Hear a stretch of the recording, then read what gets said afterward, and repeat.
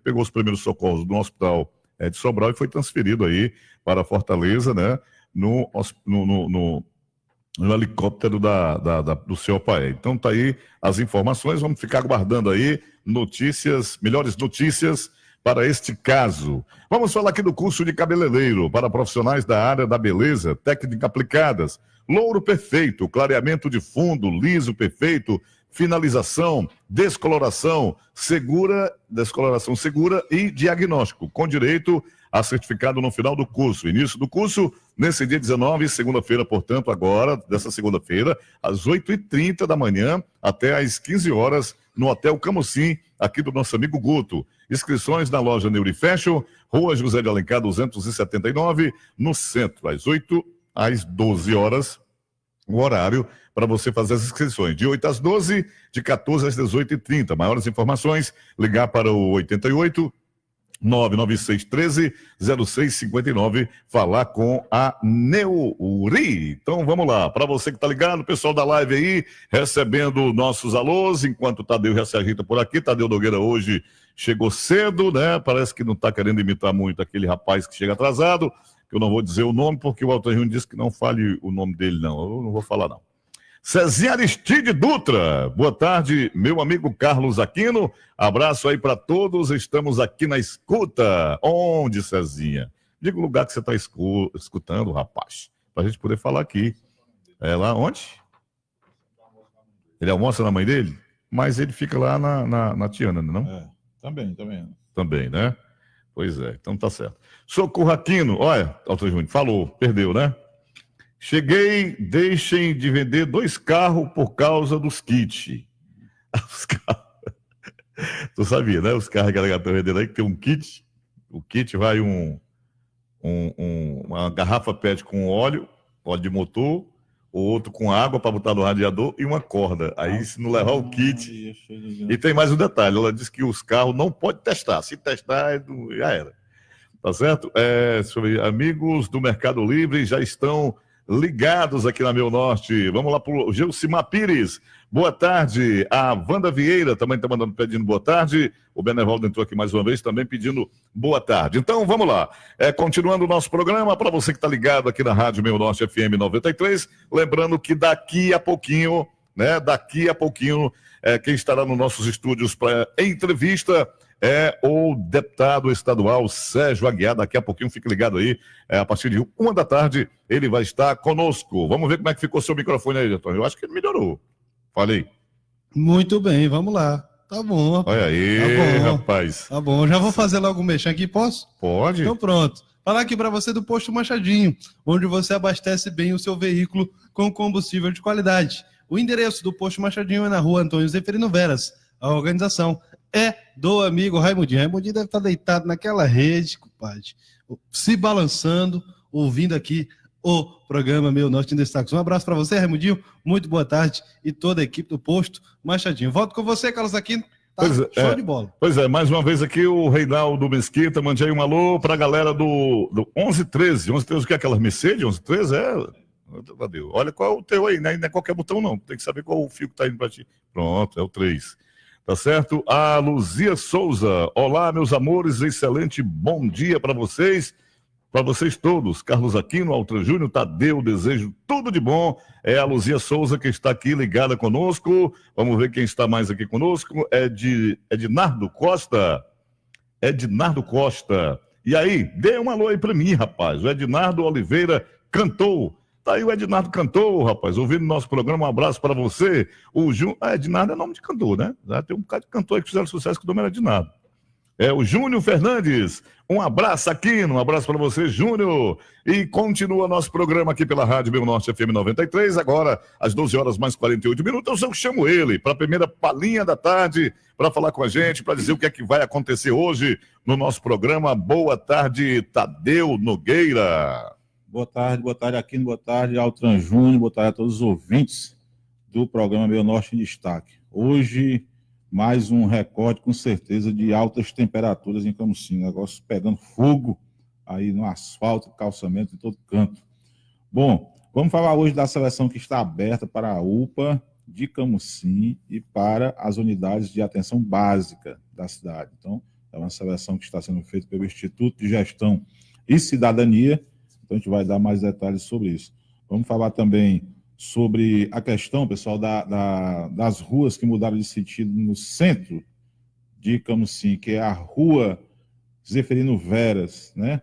É a menor rua de Camusim, começa na praia, termina ali no entroncamento com a Santos Dumont e vice-versa. E essa rua continua os motoqueiros, principalmente os motoqueiros. Nada contra os motoqueiros, mas é principalmente. A gente pouco vê carro fazendo isso, mas é moto. Vê as placas, que é proibido continuar, seguir em frente, e continuam fazendo isso. Então, diminuiu muito, diminuiu bastante, mas as placas estão lá. Então, o cara que se diz motoqueiro, ou se diz um motorista que não vê a placa, pelo amor de Deus, então tá vendo a placa, mas mesmo assim tá ignorando a sinalização. Se fazendo de besta, para cortar, fazer atalho, essas coisas. A gente sabe como é que é. É outro trecho também que está causando problema. Esse aí está causando muito problema.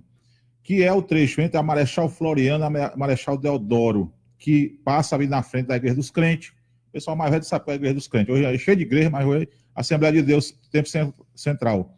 E ali a academia, né? Então o pessoal ali que vai pegar Dom Pedro II, ela vai até a Marechal Deodoro, né? E de lá segue, continua seguindo em frente.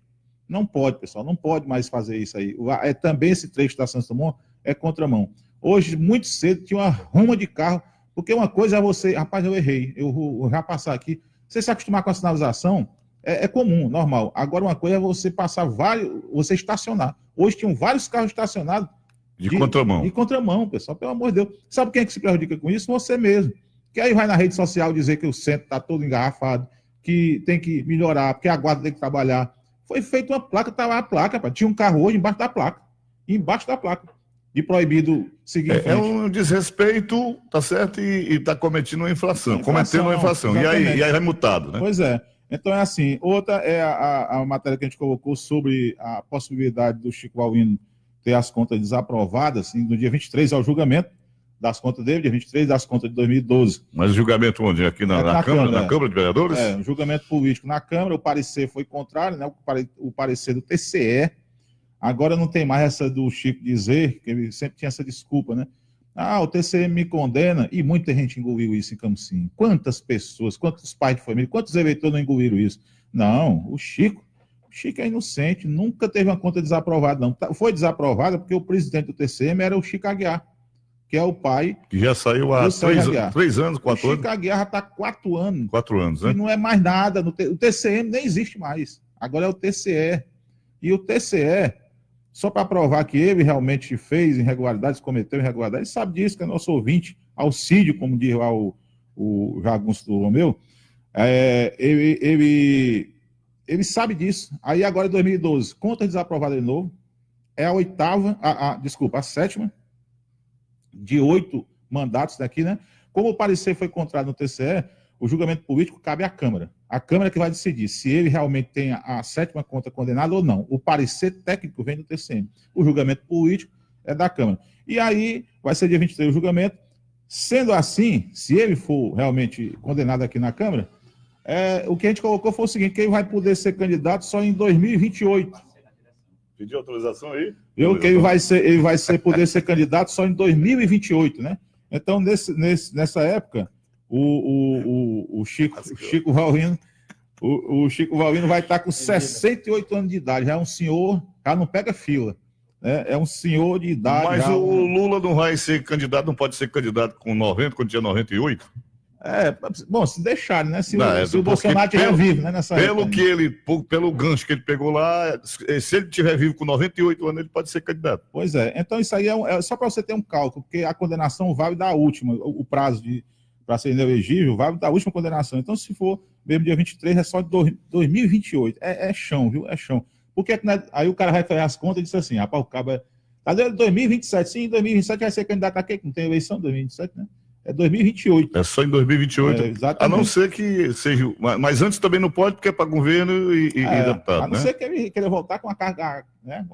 Ninguém sabe. De repente o cabo volta acumula tudo isso aí, né? Vem feito doido. E já estamos aqui com o deputado no estúdio, e um assunto que nós vamos falar com ele também foi uma matéria que repercutiu muito na cidade, em toda a região, até por conta de uma foto lindíssima que foi tirada pelo meu amigo Anderson Lima, que mostrou a conclusão, as 300 casas levantadas do bairro Jardim das Oliveiras com o bairro Cidade com Deus, das 300, mais de 100 que já foram feito o acabamento, né? É lindíssima a foto, não só a foto, mas mostrando que realmente em um ano fazer uma obra dessa, 300 casas populares, não é brincadeira, né? É muito, eu acho que a empresa realmente... Trabalhou mesmo. Trabalhou mesmo. Pois é, e esses outros assuntos nós vamos voltar já a falar. Ok, bom, quem está na live conosco, mais uma vez aqui, já chegando no 33 comentários do começo do programa até agora, nós temos aqui o Osimar Jerônimo pedindo boa tarde, a Maria Silva, boa tarde, Carlos Aquino, para todos que fazem a Rádio Meu Norte, o Tiago Rocha, programa show, Ednardo Costa mais uma vez, valeu, é nóis, tá certo? Nós temos aqui a Leonete Martins, boa tarde, sou a Nete, né, de sucesso. Olha aí, rapaz, a Nete do sucesso, é?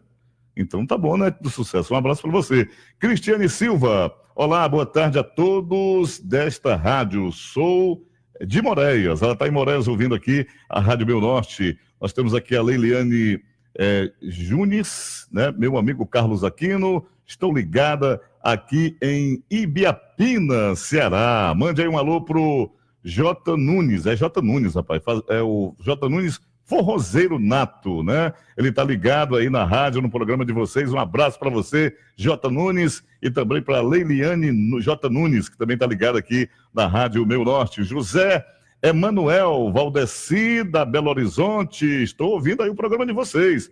Né? O José Emanuel está dizendo aqui, sou fã, então um abraço aí para ele. A Juliana Rodrigues, boa tarde para todos da rádio. A Dailiane Oliveira deseja a todos uma quinta de muitas realizações, né? Se fosse dia de sexta era para você dizer outra coisa pro Tadeu, viu, Dailiane? Dailiane, um alô aí pro meu esposo, um alô pro esposo da Dailiane, o Moisés Anderson, mandando boa tarde, a Verônica Souza, boa tarde para todos vocês, um abraço para o meu deputado Serginho, ela disse que está vendo aqui o Serginho na live, o Nelson Jonas Dark está mandando aqui um boa tarde a todos aqui da rádio, então boa tarde para você, Nelson, tá certo, para vocês que estão ligados aqui na rádio Meio Norte FM 93. A câmera é essa aqui, que vai pegar todo mundo. Essa daqui eu não preciso encolher muito o busto, não. Não, é essa daqui. Agora a cabeça você tem que afastar um pouquinho. Não, a cabeça é possível, não tem condição. Fica um pouquinho longe dela. Mas, vamos lá, Tadeu, você quer abrir aí? Antônio, você tem alguma coisa para encerrar aqui mais ou menos a primeira parte, que nós já vamos chamar o homem para conversar, porque hoje ele veio, né, afiado aí, tá com uns dias que não vem aqui na Rádio Meio Norte, né, a gente fez o convite, fizemos o convite semana passada para o Kleber, que esteve aqui conosco, né, e aí nós fizemos, ele participou do programa, não foi entrevista, né, inclusive falamos das famílias que se juntaram de antigamente, tradicional, tá, aquele programa bem informal, né, é claro que o Serginho tem assuntos mais técnicos a respeito de administração, de projetos e tal, a gente, né, gostaria até de um dia ele convidar para você vir aqui para a gente fazer um programa do jeito que a gente fez com o do Kleber, para relembrar aqueles, né, porque assim, o deputado é o deputado, aquele homem que está lá na Assembleia, né, fazendo aquele trabalho sério, isso, aquilo, outro, com as autoridades do Estado, do Brasil, mas o deputado, ele foi menino, ele foi rapaz, ele é aquele cidadão, e as pessoas têm que entender esse lado humano do cidadão, e é isso que nós estamos fazendo aqui no nosso programa, convidar uma pessoa para vir para cá e ter essa conversa, esse bate-papo aqui, fazer parte do programa, né? Mais ou menos isso, fica legal, beleza, né? Então, vamos lá, Tô Júnior. Só mandar aqui um alô, rapaz, um alô para minha irmãzinha, a Crislane, a sua avó Célia, e também a mãe dela, Cristiane, lá no bairro Apossados. Ok. Estão ouvindo aqui o nosso programa. Quero aqui já lhe desejar boa tarde. Bem-vindo ao nosso programa, deputado estadual Sérgio Aguiar. Daqui a pouquinho eu tenho pergunta para você, viu? Muito boa tarde, meu caro amigo Altran. Faltou você colocar aquele negocinho, tá ouvindo? Sim, não. Boa tarde. Boa tarde. Tadeu Nogueira. Vamos lá, Tadeu. Antes de a gente começar aqui, iniciar a entrevista com o Sérgio, o deputado Sérgio, só lembrar aqui uma missa de celebração de 2 semanas, 15 dias, né, que é o mais tradicional, do Francisco Romão da Silva Neto, mais conhecido como Nego França, lá da zona rural aqui do Buriti, daquela área, daquela zona rural. A celebração será no dia 17 de agosto, sábado, né, às 19 horas, na residência, o local na própria residência, lá na zona rural.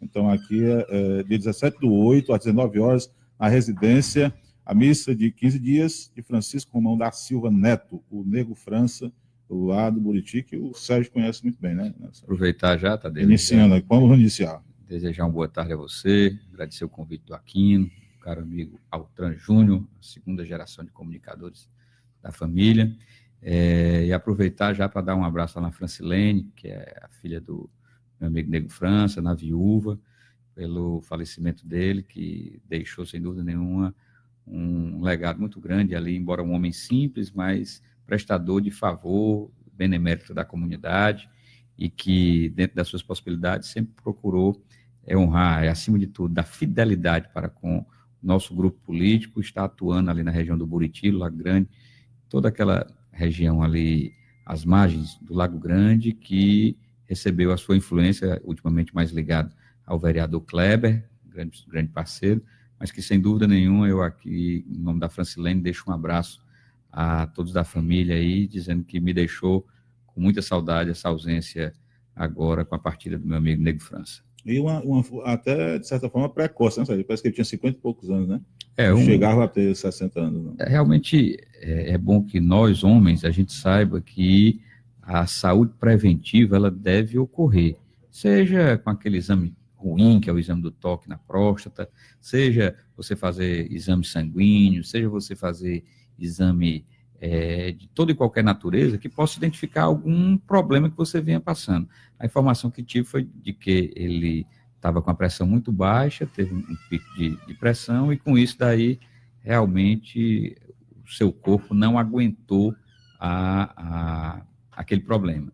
E com isso ele deixou-nos aí precocemente, realmente não tinha 60 anos ainda e ainda era uma capacidade muito grande de trabalho que o Nego França tinha, volto a dizer, dentro das suas limitações, enquanto uma pessoa simples, mas, acima de tudo, com um bom coração, porque sempre prestou serviço à comunidade ali da beira do lago. É verdade, a prevenção é muito importante. E como a gente sempre começa aqui sempre gosta de começar aí por cima, lá pelo Planalto Central, né?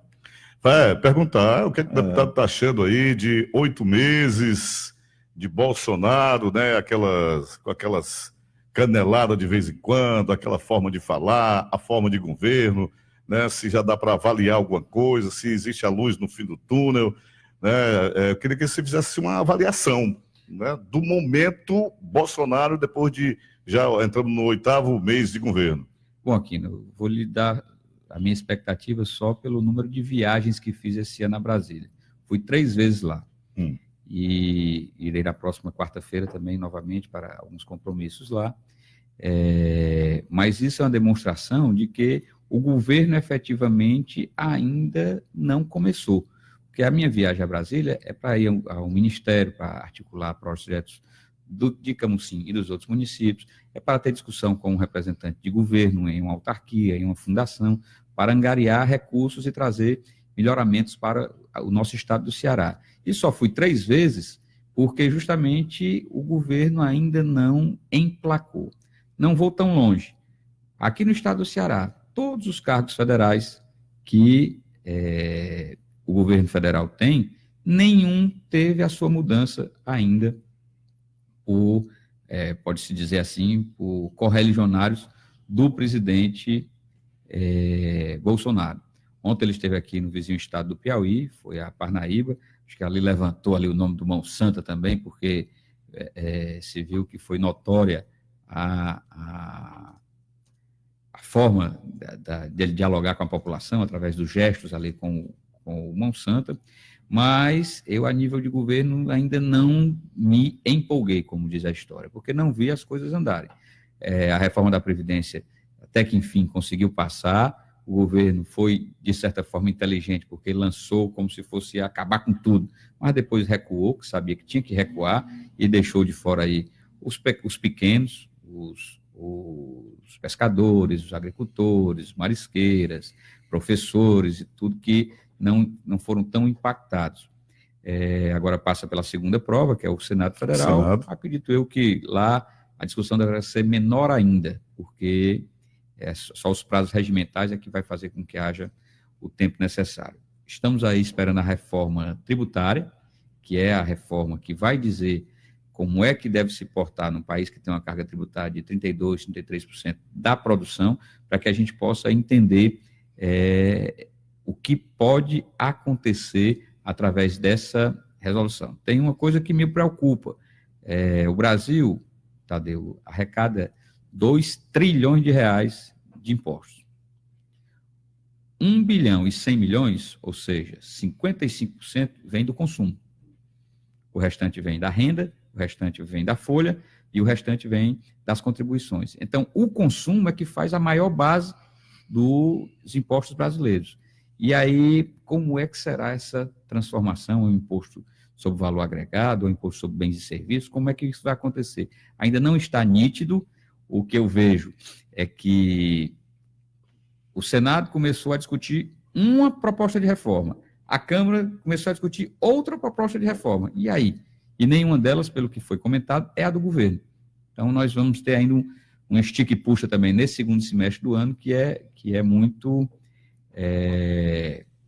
preocupante. Mas espero que, com a diminuição da taxa de juros, isso aí já é uma grande vantagem que está ocorrendo, isso seja a tentativa de estimular a geração de emprego e, por conseguinte, consumo e fazer a economia girar. Volto a dizer que mais da metade daquilo que se é pago de imposto no Brasil é através do consumo das famílias.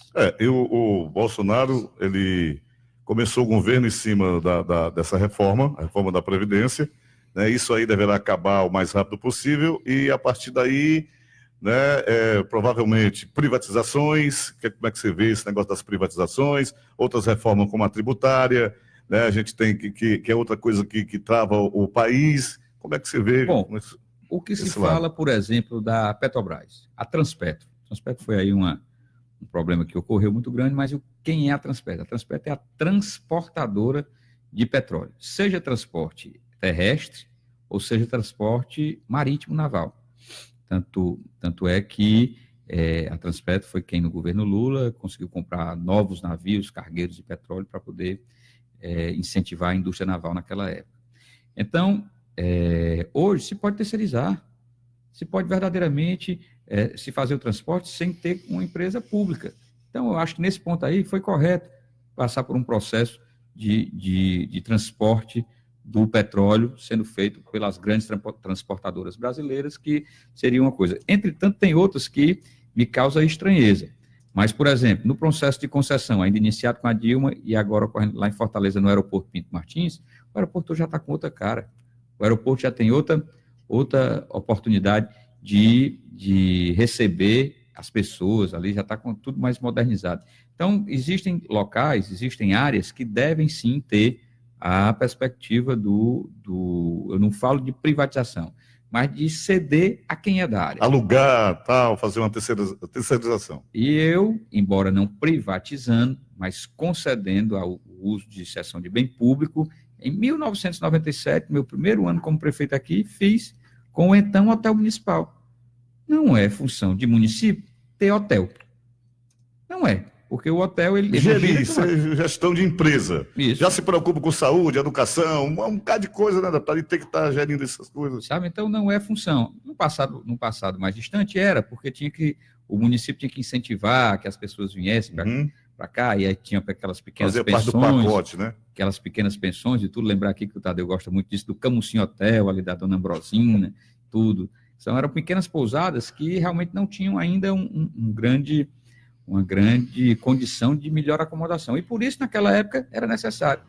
Já nos finais dos anos 90, já tinha uma outra caracterização. E é por isso que é dessa forma. Então, existem setores que deve haver a privatização, deve haver a concessão, deve haver a forma de você poder atualizar. Vou mais distante ainda.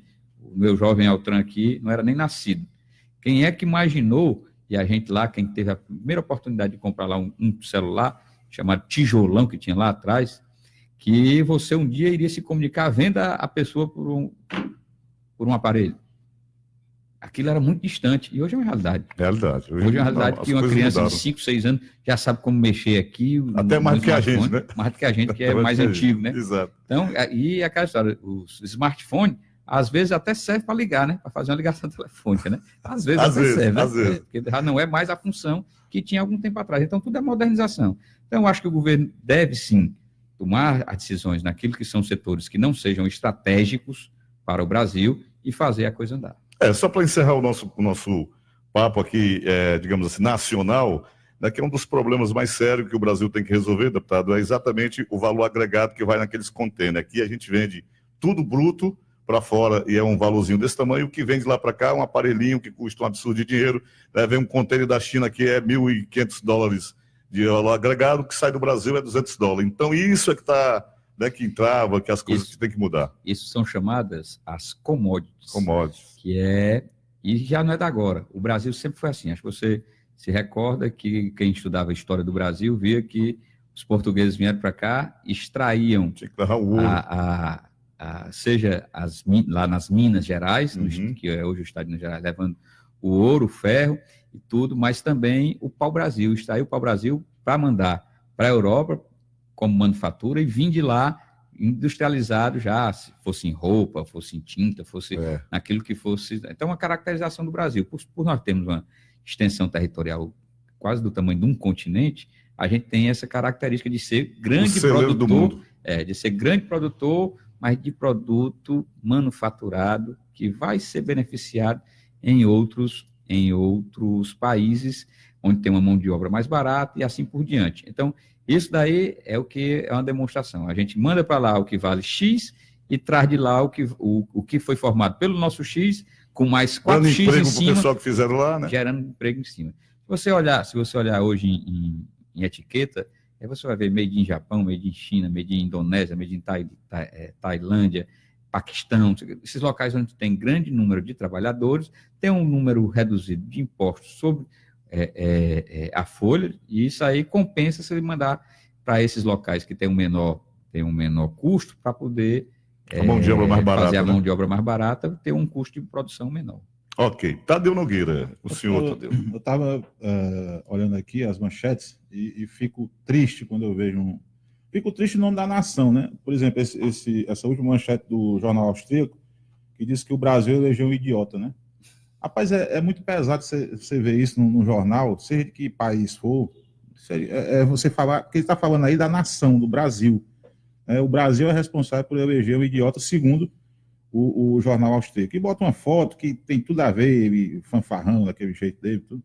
Isso aí, até que ponto, certo? Eu acho que prejudica a imagem do Brasil fora, assim, essas questões. Sem dúvida nenhuma, Tadeu. A gente sabe que o grande motor da economia mundial se chama Estados Unidos.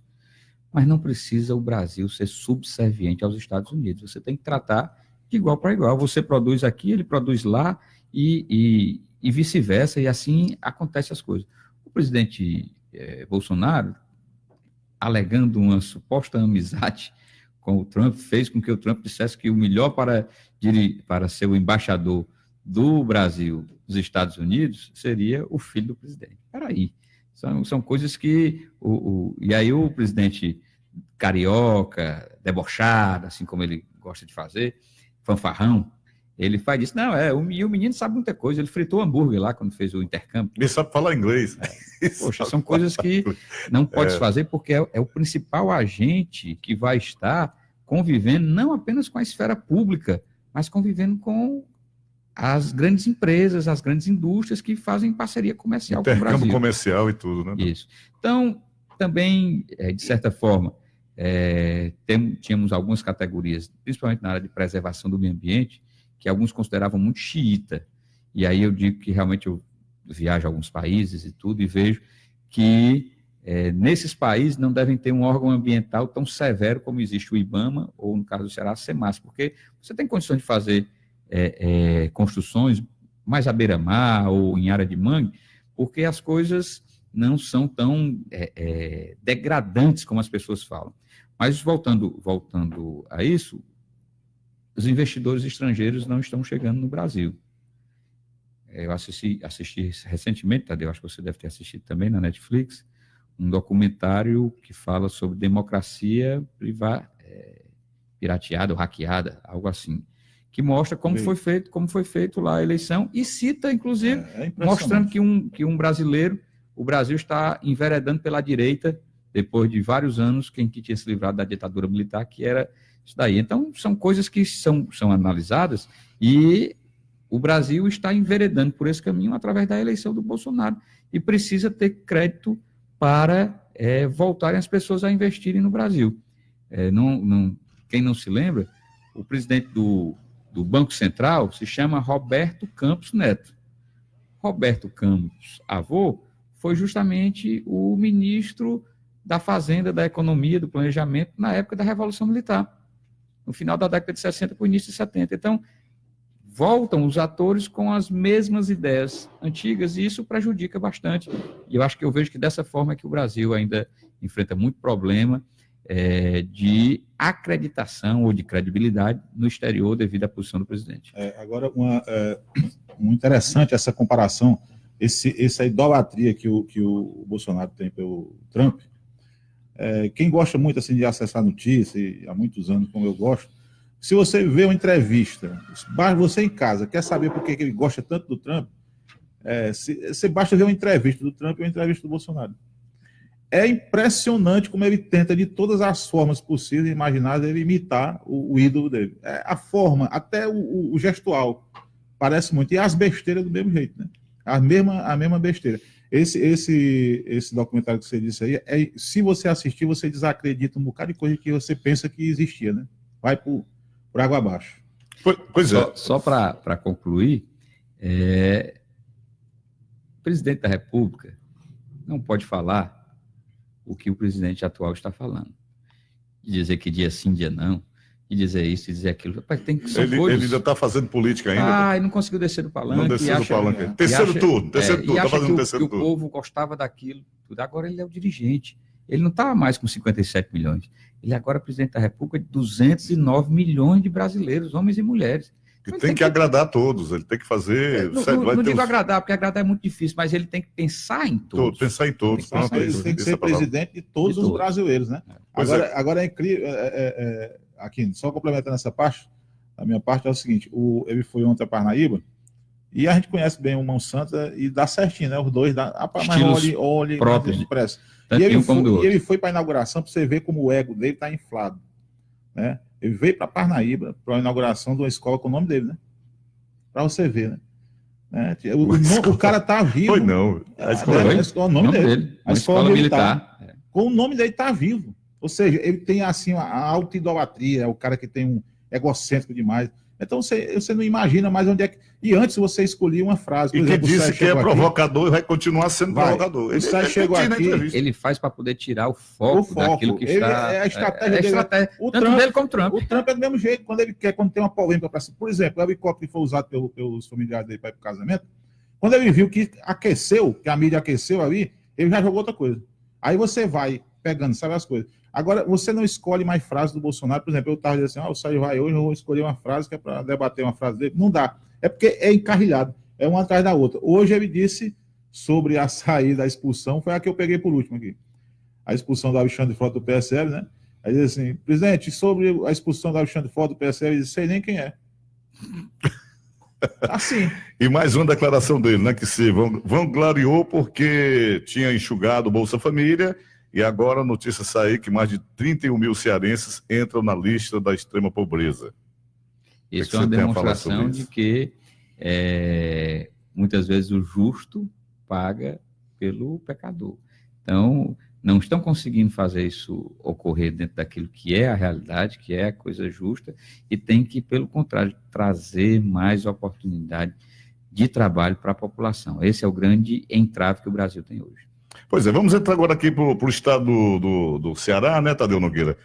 Quero que o deputado avalie aí nessa redução já dos assassinatos, né, que é o que ocorreram até o ano de 2017, 2018, que aumentaram, além do normal. Agora nós estamos vendo aí resultados que o governo do estado, com aquele trabalho dele, né, de implantação de raio e outras políticas, né, de segurança pública, caiu aí em torno de 50%.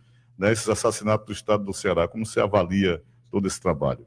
Cumprimentando aqui os vereadores Naldo, da Boa Esperança, e James do Peixe, que aqui se encontram, nos acompanhando, dizer que para nós é animador. Tivemos aí aquele mês de janeiro, que foi muito difícil, com aquela resposta que deram à austeridade do novo secretário de Administração Penitenciária, e o governador, como diz a história, não abriu. Foi para cima e não esperou pelo que não vinha.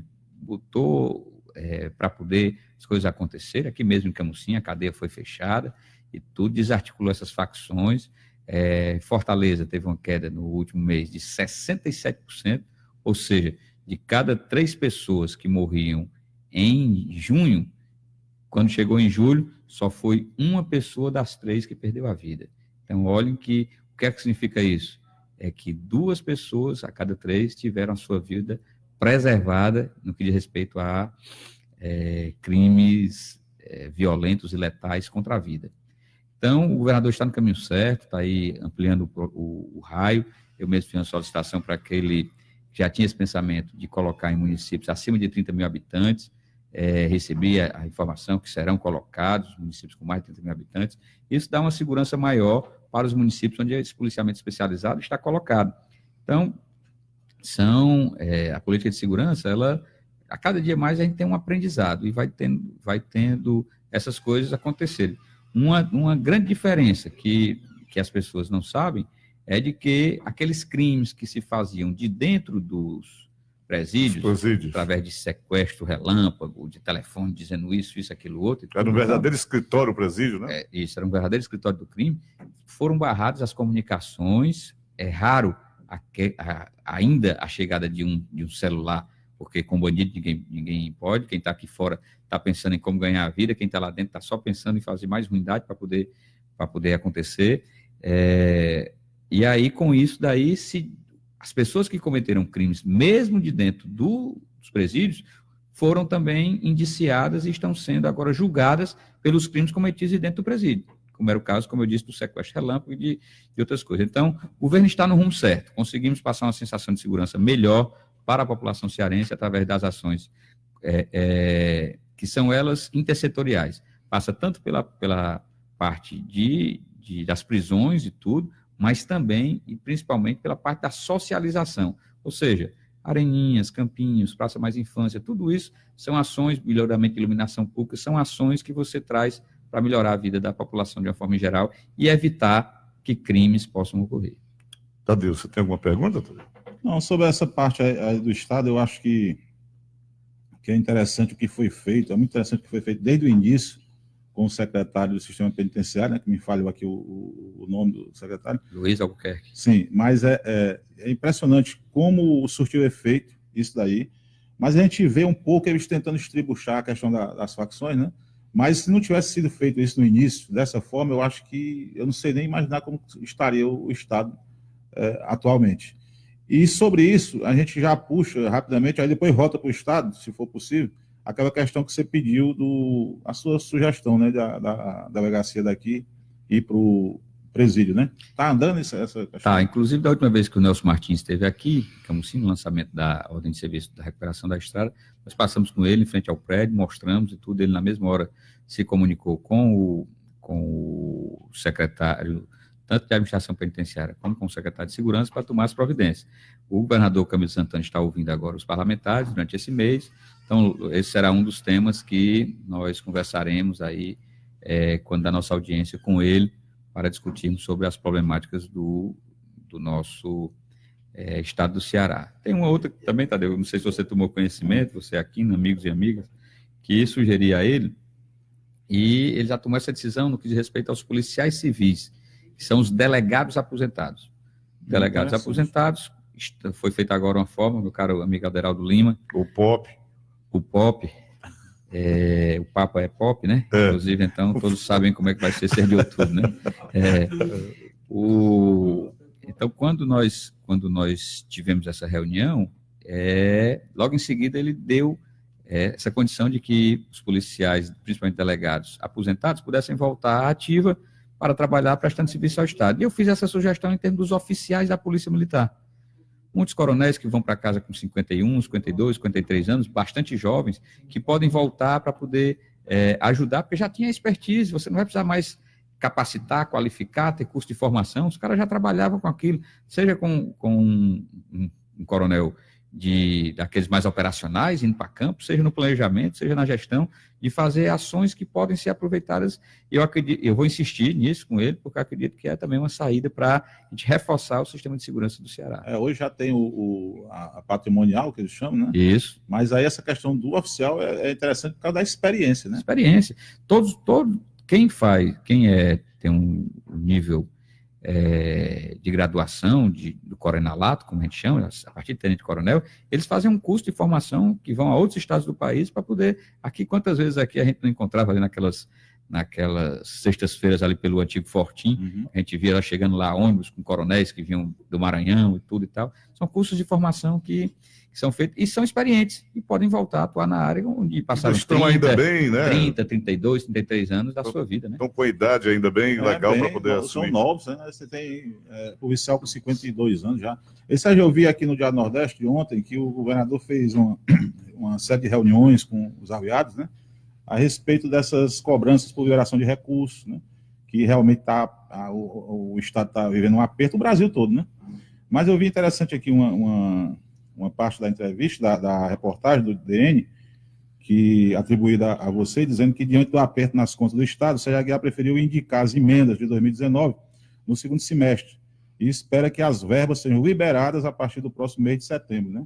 Então, isso é um reconhecimento, também tem que ter o meio termo, né? Também, porque senão... Nós tivemos a reunião com o governador e foi apresentado que, em virtude de não saber como se comportaria o governo federal, a gente tinha que ter um pé no freio para entender a história. E esperei e comprometi de que após o final do segundo quadrimestre, que coincide agora com o dia 31 de agosto, a gente vai fazer as indicações dos recursos para que os municípios possam apresentar os seus projetos e terem esses recursos liberados durante esse ano ainda de 2019. Pois é, vamos lá. Olha, o Júnior quer falar quase meia hora e vocês não deixam. Você quer falar o quê, Alton Júnior? Já posso entrar aqui na minha área? Na hora, rapaz. Vamos estar aí, não se preocupe, não. Deputado estadual Sérgio Aguiar, é o seguinte, eu vou lhe fazer 3 perguntas. Não faça pergunta capciosa. Não, você tem a moda de fazer... Jamais. Como você avaliou a saída do Rogério Ceni? A primeira pergunta. Já respondo de pronto. Lamentei bastante, porque foi um técnico consagrado que colocou o Fortaleza na vitrine do futebol nacional e que é difícil a gente ter ainda, a gente acreditar que um sucessor possa ter o mesmo sucesso, para não ser redundante aqui com relação a isso, mas aposto minhas fichas também no Zé Ricardo. Zé Ricardo. A segunda pergunta era exatamente essa. E acredito que o Rogério deve fazer um bom papel lá no Cruzeiro. E a terceira? E o que você... Era exatamente... Essa era a segunda pergunta, só para deixar claro, né? Certo, o que você esperava aí, o que você espera do Zé Ricardo à frente do Fortaleza? Se é um treinador com perfil, na sua concepção, para treinar o Fortaleza? Técnico dessa safra jovem, né? Safra nova, mais estudioso do que talentoso, no que diz respeito a ter sido craque de futebol, ter atuado nas 4 linhas, mas é de uma safra aí que a gente aposta que pode dar certo, sim, no Fortaleza. Eu tenho a convicção, o Fortaleza tem um elenco qualificado e tudo, e certamente o Zé Ricardo vai saber harmonizar as peças e a gente encontrar aí um bom resultado. Qualquer coisa, pela explicação do deputado, dá para levar ele lá para o lugar do Zé Ricardo. Zé Ricardo, tome cuidado para você não perder seu emprego. A terceira pergunta, deputado, olhando o momento atual do futebol cearense na Série A, quem que você vê assim com condições de chegar mais longe? Ambos. Os 2 times. Buscar algo maior, né? Tanto Fortaleza como Ceará. A gente tem que ser realista, e eu disse aqui algumas vezes, mas faço também de uma conversa particular que tive no dia que homenageamos na Assembleia o centenário de Fortaleza com o presidente Marcelo Paes. O nosso objetivo do Fortaleza é ser o 16º colocado. Continuar na primeira divisão. Do Campeonato Brasileiro. Também eu acho que isso aí, deve ser por 2. Essa é a missão, certo? Tudo. Então pode ser que se consiga um pouco mais, se consiga um pouco menos, aí agora há pouco vieram me dizer, mas se ficar entre os 16, vai ter que cair um grande. Sim. A nossa luta é essa, para que caia um grande a gente consiga. Que ele se vire por lá. Né? Dos 3 últimos que nós estamos vendo aí, mostra que realmente há capacidade de investimento e tudo e tal, devido às limitações, né? Salvo engano, é Avaí, CSA e Chapecoense, né? Isso. Então são 3 daqueles que estavam mais ou menos no mesmo toque do Fortaleza. Se equiparam. Isso, tudo, certo? Eu vejo que o Goiás também é um sério candidato, a isso daí, e nós vamos ficar brigando, nós nordestinos, Ceará, Bahia e Fortaleza, para ficarmos aí nas 3 últimas posições da 14ª, 15ª e 16ª, Escapando das para a zonas de gente rebaixamento. escapar do rebaixamento do ano que vem, que é um grande ganho para o futebol nordestino. Você se vê surpreso com o momento de ambos na primeira divisão? Você esperava que os dois fossem fazer campanhas tão boas como estão fazendo? Não, como volto a dizer, como eu tinha tido essa conversa com o Marcelo, eu esperava que a gente fosse ficar sempre ali oscilando 15º, 16º, 17º. O Fortaleza chegou agora, sabe? a primeira vez. Então, ficamos ali, então está sendo uma boa surpresa e o Ceará se consolida, né? Porque já está há mais tempo, já vem disputando antes. já tem uma cancha maior com relação à disputa com os grandes times aí do futebol brasileiro. Obrigado. Ok, Elton Júnior. Vamos falar aqui de Ceará, para o Tadeu também acompanhar com a pergunta dele daqui a pouco. Né, o Ceará, o Brasil, né, teve aí um crescimento de 2,07%, o Ceará 2,17%. O que é que o Ceará está fazendo de diferente para estar à frente da meta do Brasil, deputado? Bom, o Ceará consegue ser o estado que mais investe em recursos públicos. O que é que significa isso daí? Eu fiz até um pronunciamento essa semana, foi noticiado aí, de que estou apreensivo porque está com um atraso do governo federal para as construtoras do Minha Casa Minha Vida de 60 milhões de reais. Isso impacta diretamente em 20 mil empregos que são gerados na construção civil. Isso é importante se registrar, que esse atraso pode comprometer, além da entrega de obras, o atraso, as coisas assim, mas também o sustento de boa parte das famílias. O estado do Ceará você já vê diferente. Está aqui, por exemplo, está aqui na nossa cidade a reforma da estrada que liga Camusim à Granja. O outro trecho lá que passa pelas proximidades lá do distrito do Guriú, no Pesqueiro. Então, são empregos que são gerados advindos da construção civil, e é onde o governo do estado faz as suas ações e consegue colocar as coisas. O município de Jijoca de Jericoacoara, nós estamos com a escola profissionalizante lá sendo construída. É também emprego que o estado faz de investimentos. Então, essa é a diferenciação, é de que o estado do Ceará tem investimentos públicos também que puxam para poder fazer com que haja um maior enriquecimento, ou seja, um aumento do PIB, né? Tadeu. Bom, eu estava me lembrando aqui, Sérgio, qual foi o destino aí do André Fernandes? Como é que está a questão? Ele deu uma voltinha agora pela rodovia estruturante, coisa que eu faço semanalmente, ele deu uma voltinha e achou buracos ali no quilômetro 309 da CE 085. Foi, porque ia para Parnaíba ver o presidente Bolsonaro. Olha aí. É porque é interessante quando ele fez aquela acusação sobre o deputado, o seu colega, o deputado Nezinho Farias. Sobre jogos eletrônicos, né? Sobre tirar impostos, né, de jogo eletrônico, uma coisa assim. E ele tentou juntar isso à questão das facções, né? Também. Tudo dele é negócio das facções, né? E aí eu queria muito saber o que é que o André Fernandes tinha a dizer sobre isso aqui. Decreto federal reduz IPI sobre jogos eletrônicos. Será que ele vai fazer a mesma denúncia contra o Bolsonaro, né, que fez contra o deputado Nezinho, né? Fica difícil, né? Eu não quero me pronunciar sobre isso, Tadeu, porque eu faço parte do Conselho de Ética e na próxima terça-feira, às 17 horas, eu vou ter que tomar uma posição lá baseado naquilo que me foi apresentado. Muito embora eu não tenha visto ainda nada de denúncia, nada de relatório, nada, apenas o que acompanhei foi pela imprensa e pelas ações do deputado no plenário, mas por uma feliz coincidência, foi bom até você passar essa informação do decreto, eu estou para relatar lá na Comissão de Constituição e Justiça esse projeto dos jogos eletrônicos, do deputado Nezinho Farias. Vou tomar maiores informações com esse decreto para poder analisar também o meu parecer com relação à matéria. Já aprendi alguma coisa, que o que foi vinculado na denúncia era como se esses recursos dos jogos eletrônicos fossem feitos pelas pessoas que eram proprietárias do antigo jogo do bicho, e que alguns acham que o jogo do bicho é quem financia o crime organizado, que aí vem as facções.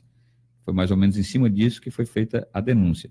Já me trouxeram a meu conhecimento que os jogos eletrônicos é outra coisa completamente diferente, inclusive tendo campeonato, aí eu assisti rapidamente pela Sport TV, que teve um campeonato mundial e tudo, e que os jogadores se tornam profissionais, então, isso Ontem teve como é que se diz? Como eu disse, é como o telefone, hoje já é uma profissão. que antigamente a gente... Hoje é uma profissão. Ontem teve um que finalizou um jogo novo que uma empresa lá colocou, ele ganhou 3 milhões de dólares para finalizar o jogo Porque no tempo é recorde. sempre associado o jogo eletrônico àquele negócio de caça-níqueis, Caça-níquel, né? né? Tudo que não tem nada a ver, é um troço praticamente manual aquilo, né? Porque Isso. tem um sistema manual, aquele negócio. E o jogo eletrônico, como o Akin está dizendo, é uma febre no mundo inteiro.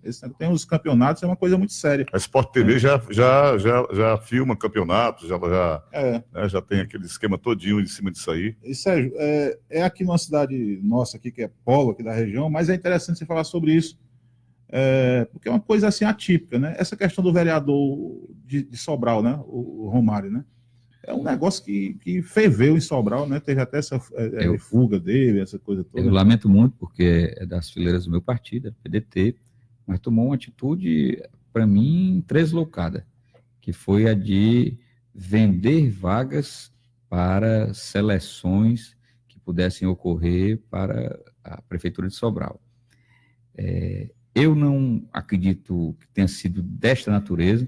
O que imagino é que seja que, para se conseguir obter uma vaga numa seleção dessa, deveria ter um curso apropriado para isso, como, por exemplo, para você ser motorista de transporte de passageiros, seja do transporte escolar ou de outra natureza, você tem que ter um curso lá específico de defesa pessoal, prática defensiva, né? Direção defensiva, né? Alguma coisa assim, e ele pode ter com isso daí, pegue dinheiro dessas pessoas para matricular as pessoas no curso e ter feito isso, fazer uma facilitação, né? Uma facilitação, porque eu fiquei abismado, ser um parlamentar. E conselheiro, né? Tutelar, né?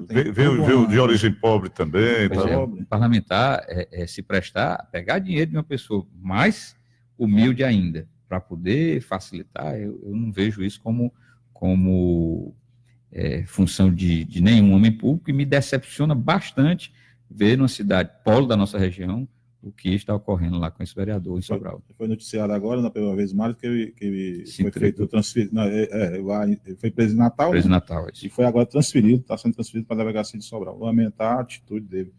Mas aqui já podemos vir para o município. Rapidinho aqui, só falar sobre o Banco do Nordeste, né? Que sim. Você levantou a espada e tal, o governo lá queria logo acabar com o Banco do Nordeste, queria fazer a fusão com o BNDES, e nós tivemos aí um lucro, né, 200 e tantas vezes a mais do que o normal do Banco do Nordeste. É isso que a gente diz, o Banco do Nordeste ele é responsável por transferir renda para os menores, ou seja, o microempreendedor individual, o pequeno empreendedor, aquele que tem uma microempresa, e isso daí fomenta muitos negócios. Com isso, o banco tem essa capilarização, ou seja, entra em muitos pequenos negócios em todo o Nordeste brasileiro. Está aí ele dando resultados positivos com relação ao seu balanço em relação a 2018. Foi outra substituição que se falou bastante no primeiro semestre do ano, que era do presidente do Banco do Nordeste, um bancário de carreira, que não tem vinculação política nenhuma, e tudo, e eu acho que time que está ganhando não deve se mexer.